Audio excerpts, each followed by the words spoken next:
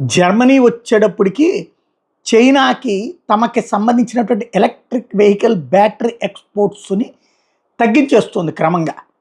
దాంతో చైనా అధ్యక్షుడు జిన్పింగ్ ఆగ్రహం వ్యక్తం చేశాడు. జర్మనీ గనక ఎలక్ట్రిక్ వెహికల్ బ్యాటరీ, ఎందుకంటే అది అమెరికాకి, యూరప్ దేశాలకు అమ్ముతుంది, చైనాకి సప్లైలు గనక తగ్గిస్తే మేము సోలార్ టెక్నాలజీని బెర్లిన్కి అంటే జర్మనీకి పంపించడాన్ని నిలిపివేస్తాం అంటూ ఒక బెదిరింపులకి దిగాడు. దీనికి జర్మనీ కూడా ఘాటుగా స్పందించింది. యూరోపియన్ ఇన్నోవేషన్ అనేటటువంటిది ఎప్పుడూ కూడా కీలకంగా ఉంటుంది, మమ్మల్ని ఎప్పుడూ బెదిరించే వాళ్ళు ఉంటానే ఉంటారు, మా పవర్ గ్రిడ్లు మాకున్నాయి, ఎకనమిక్ డిపెండెన్సీ మేమేమి చైనా మీద ఆధారపడి బతకట్లేదు అన్నటువంటి విషయం గుర్తుపెట్టుకోవాలి. ఇండస్ట్రియల్ డ్రామా నడపకూడదు, ఇండస్ట్రియల్ పవర్ హౌసెస్ కాదు కావాల్సింది, ఇచ్చి పుచ్చుకునేటట్టు ఉండాలి వ్యాపారాల్లో.